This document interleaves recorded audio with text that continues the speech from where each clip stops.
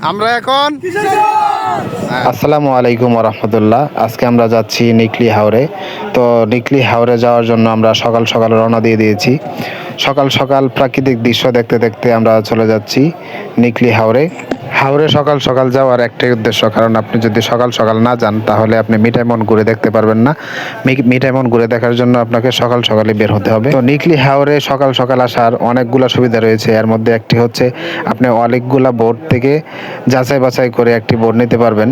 এর মধ্যে আরেকটা বিষয় বলে নেই, আপনারা যদি সরকারি ছুটির দিন ছাড়া আসতে পারেন তাহলে আপনাদের জন্য আরেকটু সুবিধা হবে, কারণ মানুষের চাপ কম থাকার কারণে আপনারা বোট ভাড়াটা অনেক কম পাবেন।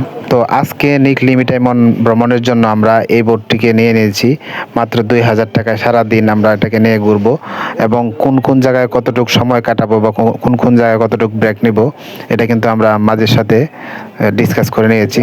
তো আমাদের ট্রলার ভাড়া করার পর্বটা শেষ। আমরা এখন নাস্তা সেরে নিব, কারণ আমরা সকালবেলা নাস্তা করি নাই, বাসা থেকে রান্না করে নিয়ে আসছিলাম। আমরা এই খোলা আকাশের নিচে হাওরের বাতাস খেতে খেতে আমরা নাস্তাটা সেরে নিব, তারপর আমরা মিঠাইমনের উদ্দেশ্যে রওনা দিব। এরকম সুন্দর একটি পরিবেশে সবাই মিলে একসাথে নাস্তা করার মজাটাই কিন্তু আলাদা। আপনার মনটাকে ভালো করে দেওয়ার জন্য কিন্তু এরকম একটা পরিবেশই যথেষ্ট। তো আমাদের নাস্তাতে যা যা ছিল, হাঁসের গোস্ত, মুরগির গোস্ত আর চাইলের রুটি। তো আমরা সবাই মিলে নাস্তাটা খুব এনজয় করলাম। তো আমাদের নাস্তার পর্বটা শেষ করে আমরা রওনা দিয়ে দিচ্ছি মিঠাইমনের উদ্দেশ্যে, যেহেতু আমাদের এখান থেকে 1-2 ঘন্টা সময় লাগবে মিঠাইমন পৌঁছাতে। তো আমরা চেষ্টা করব দুপুরের টাইমটা পানিতে গোসল টোসল করে সময়টা কাটানোর জন্য, কারণ বিকাল টাইমটা আমরা মিঠাইমনে কাটাবো।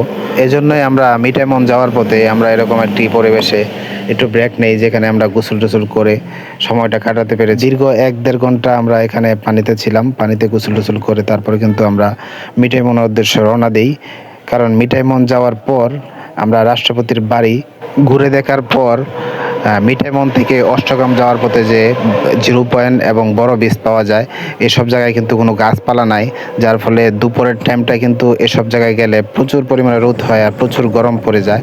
এই কারণে আমরা চেষ্টা করেছি মিঠাইমন থেকে অষ্টগ্রাম যাওয়ার পথে সময়টা যেন বিকালবেলা হয়, কারণ ওই সময়টা ওয়েদারটা একটু ঠান্ডা থাকে। মিঠাইমন অষ্টগ্রাম ঘুরে আমরা আবার আসরের নামাজের পর পর রওনা দেই নিকলির উদ্দেশ্যে, যার ফলে আমরা খুব সুন্দর একটা বিকেল পাই। সবাই ভালো থাকবেন, সুস্থ থাকবেন। আসসালামু আলাইকুম।